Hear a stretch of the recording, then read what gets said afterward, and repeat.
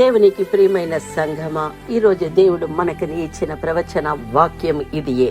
సామెతలు 15వ అధ్యాయము 29వ వాక్యము. భక్తిహీనులకు యెహోవా దూరస్తుడు, నీతిమంతుల ప్రార్థనను ఆయన అంగీకరించును. దేవునికి ప్రియమైన వారా, దేవుడు ఎవరి ప్రార్థన వింటారు? ఈ వాక్యంలో 2 గొప్ప సత్యాలు ఉన్నాయి.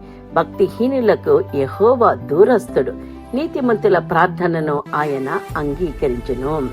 దేవుడు అందరినీ ప్రేమిస్తాడు, కానీ ప్రతి జీవితము ఆయన సన్నిధికి ఒకే విధంగా అనుభవించదు.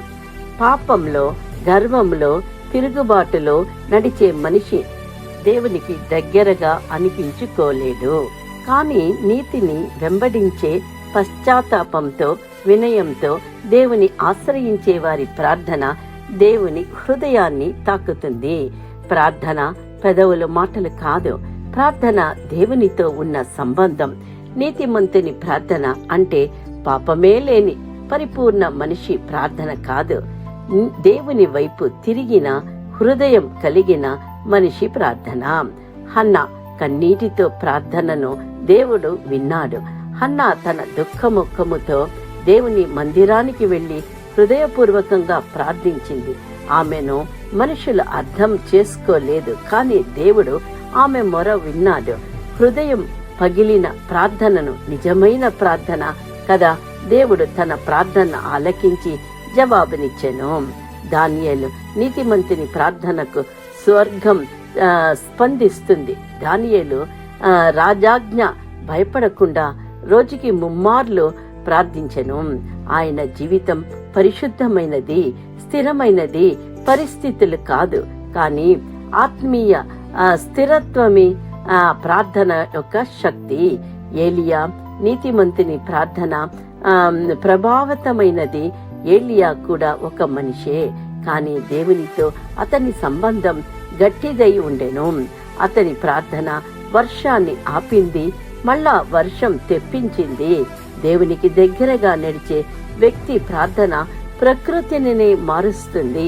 పన్ను వసూలుదారుడు వినయమైన ప్రార్థన దేవుని అంగీకారానికి దారి.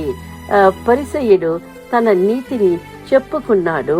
పన్ను వసూలుదారి తన ఛాతిని కొట్టుకుని దేవా నన్ను కరుణించుము అన్నాడు.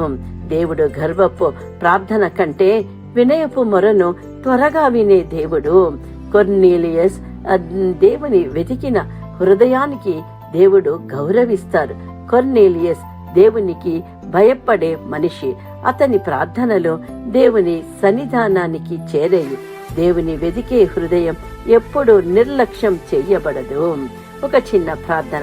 ప్రియమైన సహోదరి సహోదరుడా, ఈ వాక్యాన్ని వింటున్న మనతో దేవుడు ప్రవచనపూర్వకంగా మాట్లాడుతున్నారు.